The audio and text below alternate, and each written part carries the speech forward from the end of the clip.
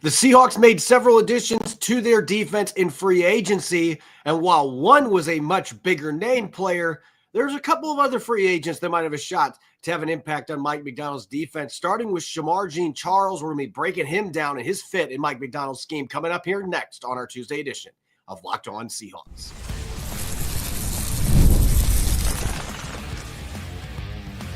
You are Locked On Seahawks, your daily Seattle Seahawks podcast, part of the Locked On Podcast Network, your team every day.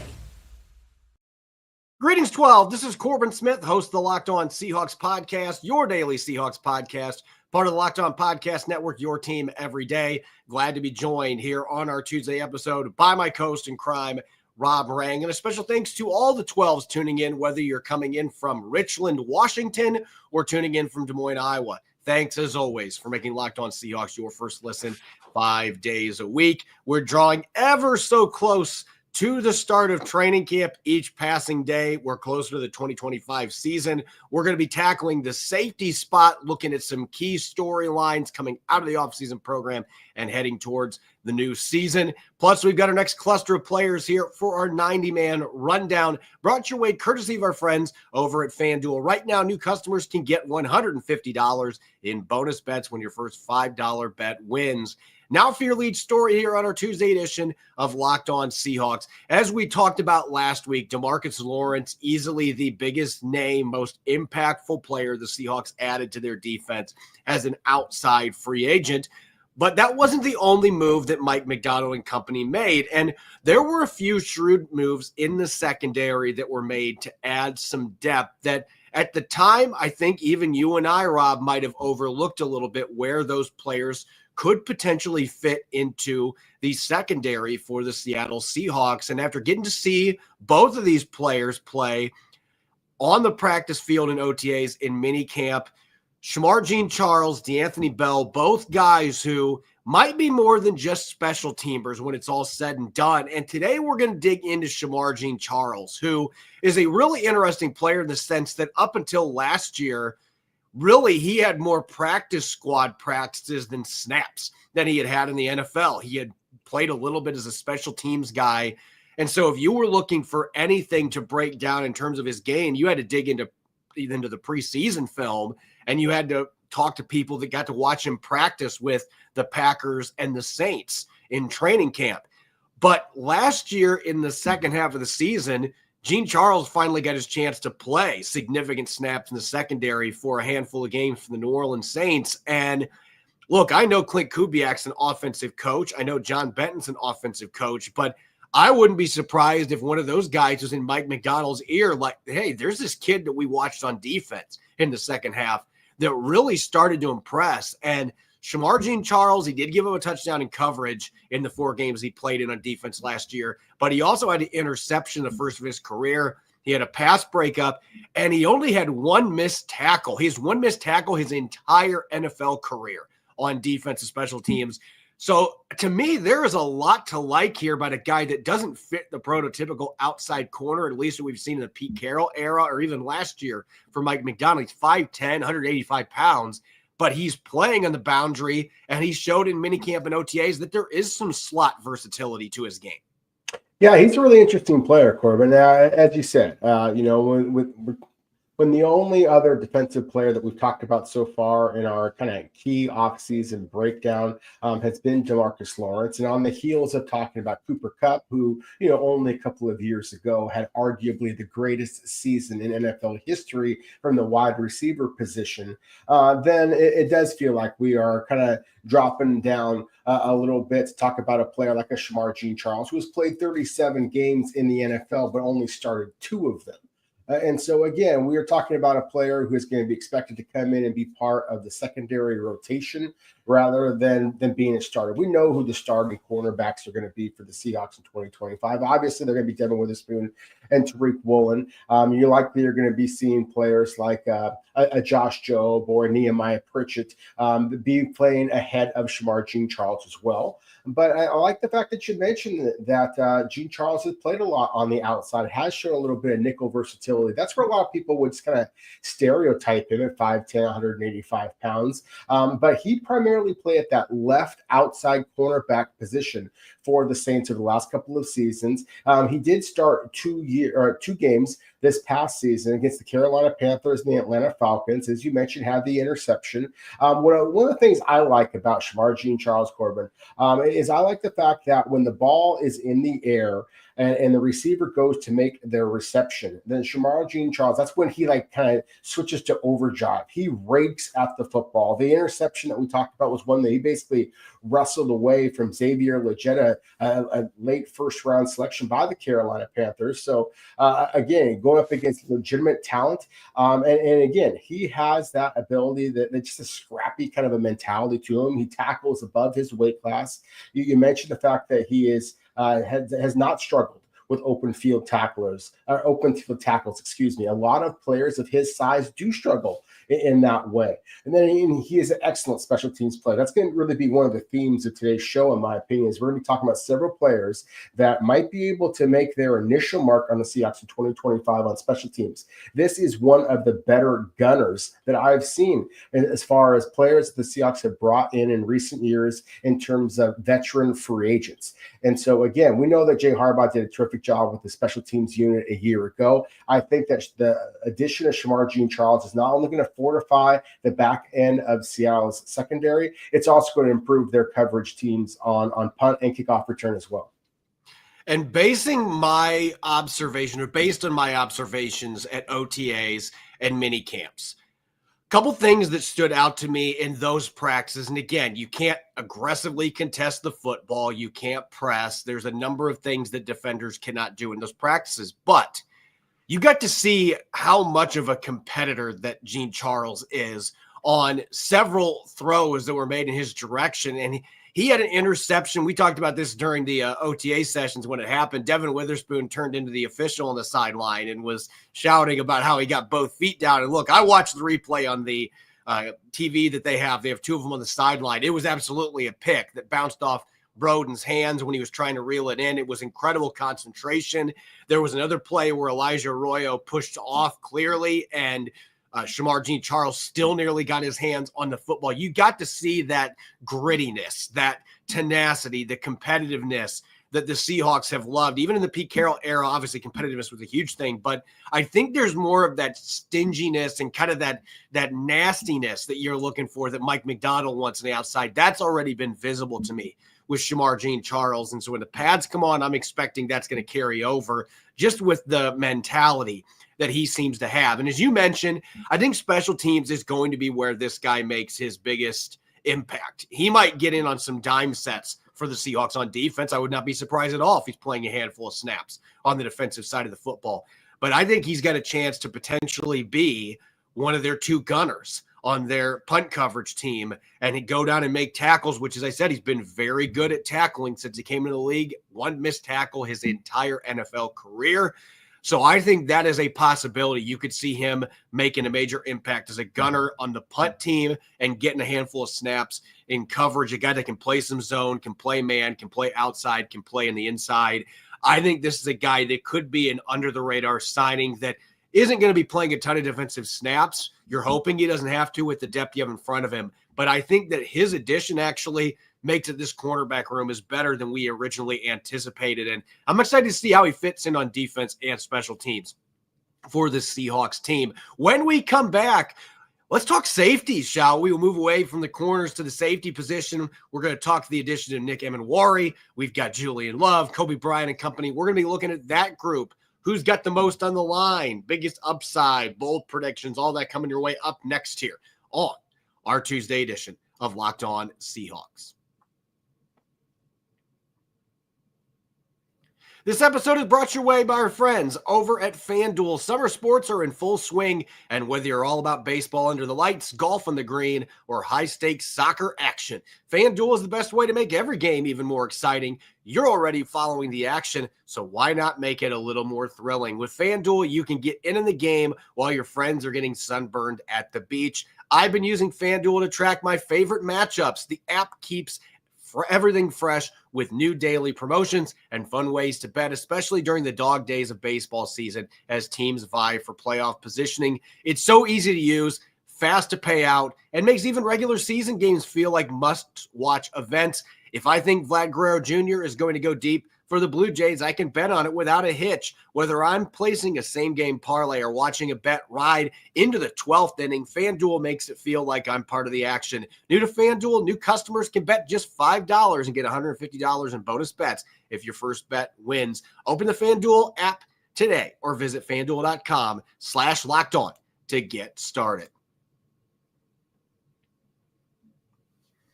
Welcome back to the Tuesday edition of Locked On Seahawks. I'm your host, Corbin Smith. Glad to be joined by my co-host in crime, Rob Rang. And a special thanks to each and every one of the 12s tuning in. And thank you for making Locked On Seahawks your first listen 5 days a week. We greatly appreciate it. Continuing our position-by-position overview coming out of the off-season program, let's talk safeties. And, Rob, this has been a position that – on one hand, you're going to have a lot of continuity. You've got Julian Love. You've got Kobe Bryant coming back. Ty Okada's coming back. Jarek Reed II's coming back. There's a lot of pieces that were already here that would make a fine safety group on their own. Then you throw Nick Emenwari in as a second-round pick, and you sign DeAnthony Bell in free agency. This is as deep of a position group as the Seahawks have on their entire roster, which is going to make it a really fun one to talk about as we look at our three big questions here. And we've got to start off with who's got the most on the line. And I think you could make some compelling arguments for 2 or 3 players for this particular one here. Some of the positions we've done, it's been pretty obvious who's got the most on the line. This is one just because of the depth and how many players they've got there, that I think you can make arguments, different viewpoints with a number of different players here. Yeah, I'm going to jump in with Kobe Bryant here as far as the most on the line. And I think you can make an argument that he's actually got the least on the line considering how well he played a year ago. Corbin, we gushed about, Kobe Bryant's play a season ago. He had basically started only a handful of games his first couple of seasons in the NFL. Had been alternating between cornerback and nickel and safety. And he kind of emerges as one of the real unsung heroes to Seattle's defense a season ago. Collects his first 3 interceptions, plays in all 17 games, wound up becoming one of the more reliable and physical open field tacklers of that Seattle secondary.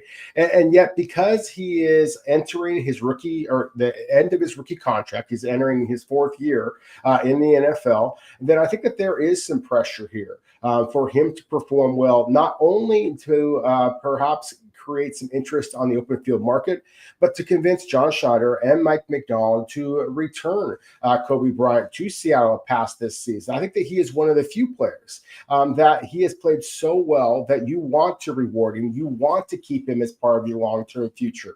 And I don't know that necessarily was, Seattle wasn't necessarily anticipating that. Obviously, they drafted Nick Emenwari for a reason. They believe that he's got a great deal upside. But at the same time, I really do believe that Kobe Bryant played terrifically last year. I think that his future is very bright. When you look at his athletic measurables, he doesn't match up with some of the other players on Seattle's roster, some of the other top safeties in all of the NFL. But when you combine his instincts, his ball skills, the physicality, the reliability that he has shown, to me, he is one of the most underrated players on Seattle's entire team, and a big reason why Seattle finished with one of the hottest and most physical defenses down the stretch a year ago.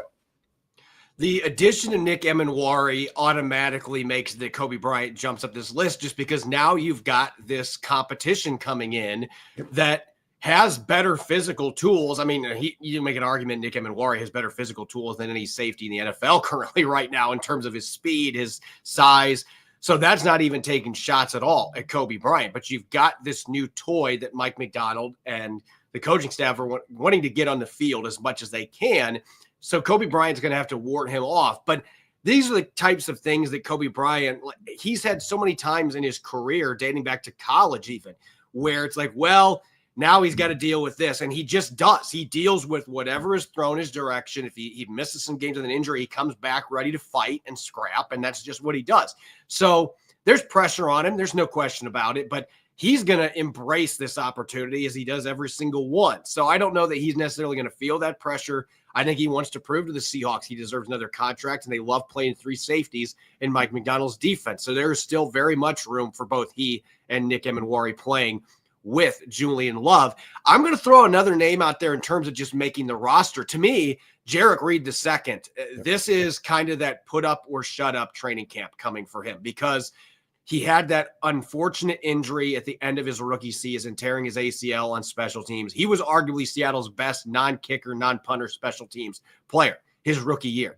Stacked a ton of tackles, made a lot of really big plays.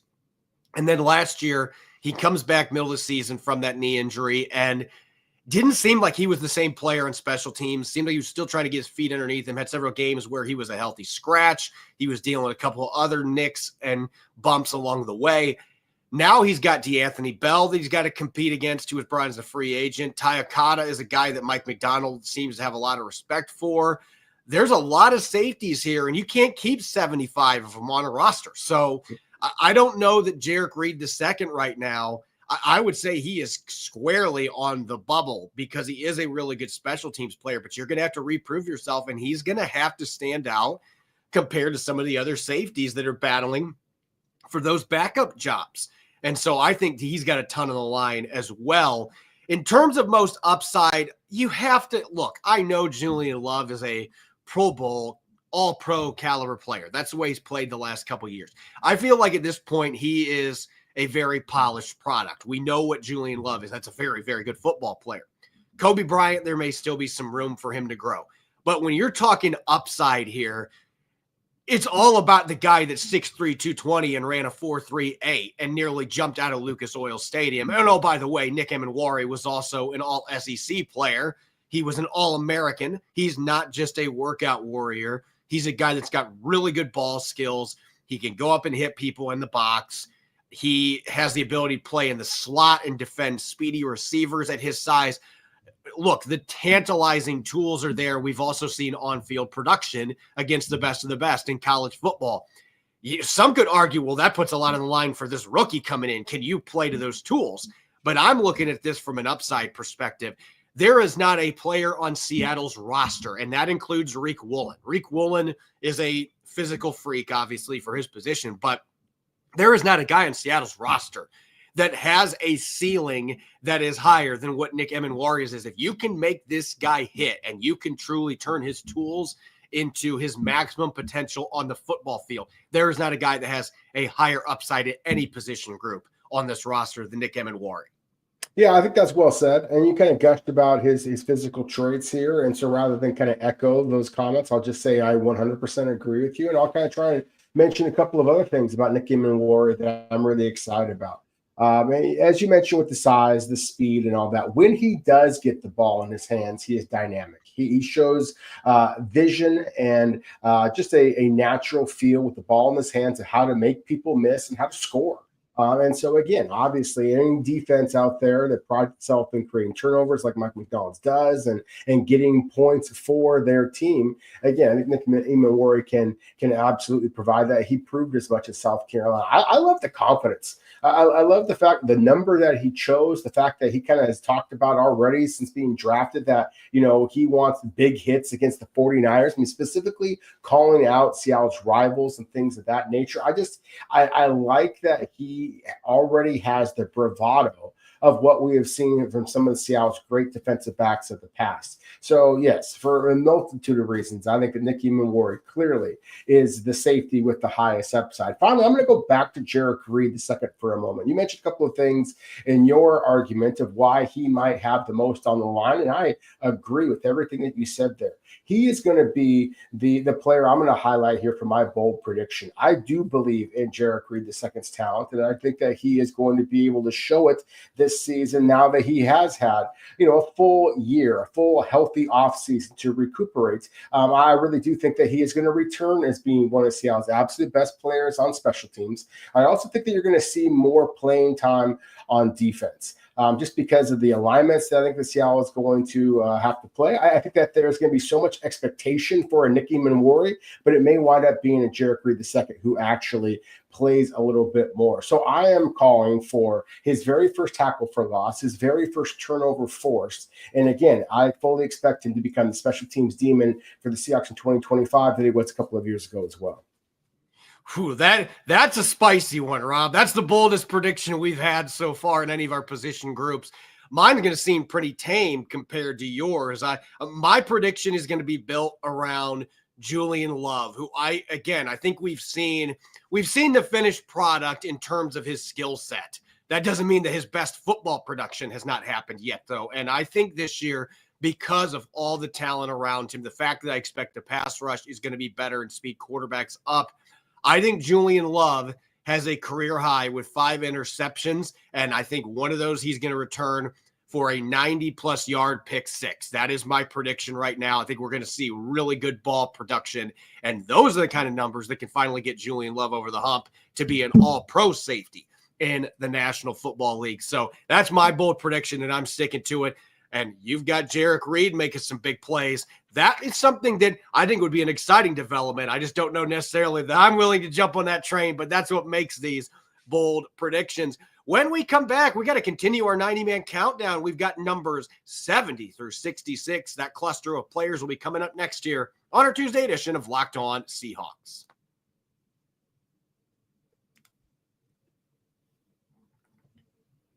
Welcome back to Locked On Seahawks. This is your host, Corbin Smith. Glad to be joined by my co-host in crime, Rob Rang. And a special thanks to all the 12s tuning in. Thank you, as always, for making Locked On Seahawks your first listen 5 days a week. We greatly appreciate it. And for your second listen, don't forget to check out the Locked On NFL Scouting podcast. The NFL draft is way in the rearview mirror, but our roster moves and news never stop around the league. Host Kyle Krabs and Joe Marino will make you the most informed NFL fan this offseason. Find the Locked On NFL Scouting on YouTube or wherever you listen to your podcasts. It's 90-man rundown time. We have dove into a bunch of players already. We are on our 5th cluster of players. And Rob, we're going to start getting to some established names. We're going to start getting to some draft picks now that we are going into the 60s. We've got numbers 70 through 66 today. We are going to start off with an undrafted rookie and maybe the one that has gotten the most airtime from us to this point. We've got 2 of them on this list that we've talked about a lot. But on the defensive line, with Riley Mills, the 5th-round pick, still recovering from an ACL tear, we don't know when he's going to be ready to play. Jared Ivey, a guy that many thought was going to be drafted. You and I both had draftable grades on him. Did not get picked. Seattle plucked him as an undrafted rookie out of Ole Miss, a guy that was an all-SEC player for the Rebels, had a poor pro day, but when you look at the tape, you see a tenacious guy that gets after it, uses his hands. He throws rocks for hands. This guy is extremely physical, and he just plays quicker than what his testing numbers would suggest. I am still maintaining that Jared Ivey is the candidate, the best candidate to make this football team with or without Riley Mills on the roster, because I do think Seattle in that 3-tech, 5-tech hybrid role, I think that there is a dearth of depth at that position. And I just am a believer that this guy, when the pads comes on, when the pads are out there, he is going to show up and he's going to make his presence felt. I think there's very much a chance of that happening. He certainly is an intriguing player. As you mentioned, obviously played at Ole Miss. He was very productive there, 9 sacks this past season. I love this tape against Georgia. Of course, Georgia and all the success that they have had, churning out quality offensive linemen, quality skill position players. I mean, you're talking about elite competition there. In fact, they had 2 sacks in that football game. This is a 6'6", 275-pounder that can slide inside and play that 3-technique defensive tackle role. He can play a traditional defensive end. Hell, he can stand up and rush the 2-point stance as well. That type of versatility, I think, is going to be really intriguing about him. He is not the most fleet-of-foot guy, but he does have good coordination between his upper and lower halves, so he is able to kind of, shock the blocker, and then also be able to kind of sprawl, get his legs out and create a little bit of wiggle room, and then kind of slither his way through traffic. And so that he gets a lot of pressure on opposing quarterbacks because of that very characteristic. So very intrigued by him. I don't think he's a guy who's going to be able to duplicate those kind of sack numbers, but considering the fact he's going to be going against one-on-one competition in the NFL with all the talent in the Seahawks and defensive line, I do agree that Jared Ivey has a chance to make this squad. Staying on the defensive line with a veteran in Brandon Peely, who was previously with the Denver Broncos and had some time on the active roster, but did not last through last season before being waived. The Seahawks claimed him off waivers, then cut him, then re-signed him on the practice squad. Peely right now is in the fight for the number 2 nose tackle job behind Jonathan Hankins, going up against Quinton Bohanna. And Rob, I'm going to be honest, when I turned on the preseason tape, and we don't have all 22 for preseason games, so you have to get somewhat creative getting your hands on that. It's not available on NFL Plus. Was able to get a couple games worth watching clips of Brandon Peely in the preseason last year. And my honest evaluation, I thought that he had a really rough preseason for the Denver Broncos last year. I saw a guy that was getting pushed around. I saw a player that was spending way too much time down on his knees, and not in a good way. Like we sometimes see a guy will get on one knee and they can use it effectively to ward off blockers. That's not what I was seeing out there. The college tape was a little different. You saw a guy that had the physicality. You saw a player that was difficult to move. I did not see the type of player that absorbs blocks and is able to maintain the line of scrimmage the way that Jonathan Hankins can, and what I know Mike Macdonald wants from that nose spot. They've had nothing but positive things to say this offseason, and maybe with another year in Seattle's defense, we will see Brandon Peely arrive and have a rock-solid training camp. But based on what we've seen, this is going to be an uphill battle for him because he's got a lot to prove at that position, at least in my opinion. I agree with you. It is a position of concern for the Seahawks. I do believe it's going to be a wide open battle. I'm rooting for the young man. This is a guy who is a native of Anchorage, Alaska. He had a very non-traditional kind of route to wind up going to USC, and has had time, as you mentioned, Denver Broncos, previously at the Miami Dolphins. He's 6'3", he's 316 pounds. He's got average arm length, 32 and an 1/8 inch arms for a guy of that size. And I just wish that he could play with a little bit more leverage. He gets blown off the ball a little bit, but he is broad and he is able to kind of take on blockers. And so that's basically all that this defense is really asking him to do. So I think that, again, that there is a fit. It's just whether or not that Peely is quite talented enough, because there's an awful lot of talented big men that are available in free agency still now. Going back to the undrafted ranks and in the secondary, this is the name that I found most fans. This is just my general consensus. You hear a lot about Jared Ivey, but there are a lot of fans who are really excited about Zy Alexander. And it's understandable when you consider that he had really good ball production in his couple seasons at LSU. He originally was at Southeastern Louisiana, the FCS level. He transfers to Baton Rouge. He's a starter for 2 years with the Tigers. There's a lot to like in terms of the ball skills, and those tend to be transferable to the next level. The biggest question that I have with Alexander, I think this is why he didn't get drafted, the athleticism and the lack of speed. It didn't show up in the testing, and this is a guy that had a tendency to get baited by quarterbacks and give up big plays because he doesn't have the recovery speed if he gets beat downfield. He gave up a lot of long catches at LSU. He made up for it with a lot of big plays, creating turnovers and getting pass breakups. But this is a guy that you're going to have to work with the technique, and he's going to have to become more consistent with his assignments and not putting himself in a position where he has to try to play catch up, because he just unfortunately does not have the quickness, the speed, the twitch to be able to compensate for that, especially against NFL receivers. If you are able to clean those areas up, he does have some physicality, he has some length, and he's obviously got the ball skills, then he could very easily be a guy that battles for a spot on Seattle's depth chart and makes his team. But there are some things that he's going to have to be much better at than he was at LSU in order to make that happen. Yeah, there is some feast or famine to Zion Alexander's tape. There's no question about it. It's still, he came in at a legitimate 6'0" so just a shade under 6'1.5".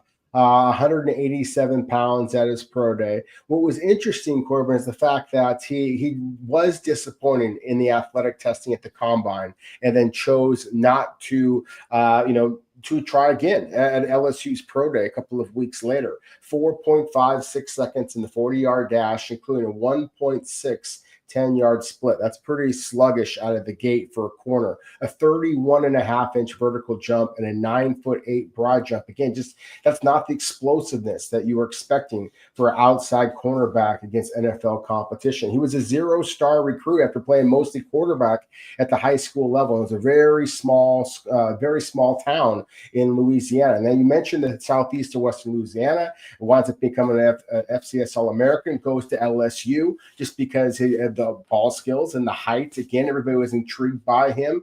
And then he goes to LSU, winds up starting 17 of 18 games in his 2 seasons there, had 5 interceptions this past season. I mean, 5 interceptions over the last 2 seasons, 13 over his entire college career.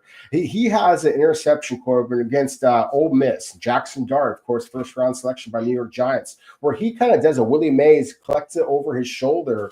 That was just, he looked like a wide receiver on the play. But on that particular route, he was beaten off the ball. He is often in a trailing position, and he doesn't turn and locate the football as well as a guy of his height and with his long arms should be able to do. So there are definitely some areas in which he needs to improve.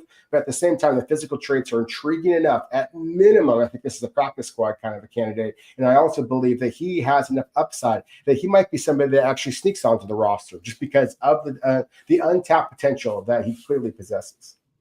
I always like to, anytime that we make mistakes, hey, we're human. I just want to correct something. I was watching Brandon Peely play against the Denver Broncos, and that's why I said Denver Broncos, but he was with the Miami Dolphins. So correction being made there, both teams that wear orange. I must have just spaced out with that game. But anyway, let's continue our countdown here with our next player at 67. This is the first draft pick that we are covering here in this 90-man rundown. Mason Richmond, the 7th-round tackle out of Iowa, 4-year starter for the Hawkeyes, which is pretty hard to do. They've only had a couple guys do that in Iowa City. And this is a guy who has been a rock-solid constant for Iowa, has not been that splashy first-team All-Big Ten talent, but he started a lot of games. He's improved gradually as a pass protector and run blocker. He's been really good in the zone blocking game. The biggest issue that Mason Richmond's going to be dealing with isn't even necessarily his talent. It's just the amount of talent that's ahead of him. You've got Charles Cross, you got Abraham Lucas, the starters.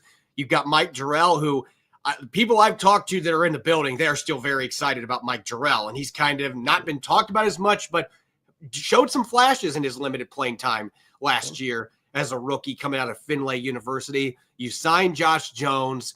This is a group that it feels like is going to be difficult for a 7th rounder to crack. But if there's reason to believe he can do it, Mason Richmond's obviously coming in with far better pedigree than what Mike Jarrell came in, being a Big Ten starter for 4 years. And Iowa kicks out excellent linemen. They're normally very technical. That could be a great fit with John Benton. Yeah, no question about it. Kirk Ferentz, of course, the head coach of Iowa all these years, longest tenured head coach in all college football. And he is a former offensive line coach in the NFL. He is probably the most respected developer of offensive linemen in all of college football from an NFL scouting perspective. And so, as you said, Mason Richmond was a 4-year starter at the left tackle position, leaves with, I believe it's 54 career starts, all at left tackle. So again, this is going to be a pretty technically refined player. He is not the most athletic player. He's 6'5". He's 307 pounds. He's got those 32-inch arms. So, that was the debate. Is you see a guy that, is he really a tackle in the NFL? I don't know that he is going to be. I know that's what Mike Macdonald and John Schneider described him as following the draft. I really think his best fit in the NFL, Corbin, is going to be inside that left guard position. Obviously, the Seahawks feel that they have their first-round selection was invested in that pick. So that's what they feel like Gray Zabel is going to be the future there. But I do think that the size, the athletic ability, Richmond's initial quickness off the ball is in run blocking, and his ability to he's got to get a little bit more consistent in reacting to linebackers at the second level, but he's quick enough. It's similar to what we saw with Gray Zabel's tape. So again, there are some traits, kind of like the cornerback. You will often compare offensive linemen and cornerbacks, but like the cornerback, as Alexander mentioned a moment ago, Mason Richmond has enough just athletic ability and size. There's some little warts there that you worry about with the lack of arm length, for example, but at the same time, there are traits there that are very much worthy of practice squad material, and I think could wind up making a real push for a spot in 53. Wrapping up our latest cluster on our 90-man rundown, Steven Sims signed as a free agent this offseason, a guy that's bounced around a little bit. He's been in Baltimore. He was in Washington, played for Houston, returned a punt for a touchdown for the Texans in a loss to the Baltimore Ravens. The Ravens ended up signing him after that. So he has bounced around some, but he's been effective in the league. He's had a couple years where he's put up decent pass catching numbers earlier in his career in Washington. Has not been much of a receiver in terms of usage the last couple of years, but on special teams, couple of punt returns for touchdowns in his career. He can return kickoffs. That would seem to be the best route for him to get in this roster, because we know, Rob, the kick and punt return game last year, with the exception of Laviska Shenault having a touchdown on a kick return against the 49ers, it was a disaster for most of the season. Jay Harbaugh is looking for upgrades in the return game. And Steven Sims, although he's had a few issues in the past with botched punts in terms of muffing catches, that has been something he has struggled with at times. He's also been a weapon with his ability to return kicks and punts for touchdowns. He has the experience doing it against NFL teams. And he showed in minicamp that he might be somebody you don't necessarily want to sleep on yet as a receiver too, catching a ton of passes, might be a player that continues to hover on that radar as a fringe roster player on offense as well. But this clearly is a guy that kick and punt return and just special teams in general. If Steven Sims Jr. is going to make this roster, it's going to be for that reason.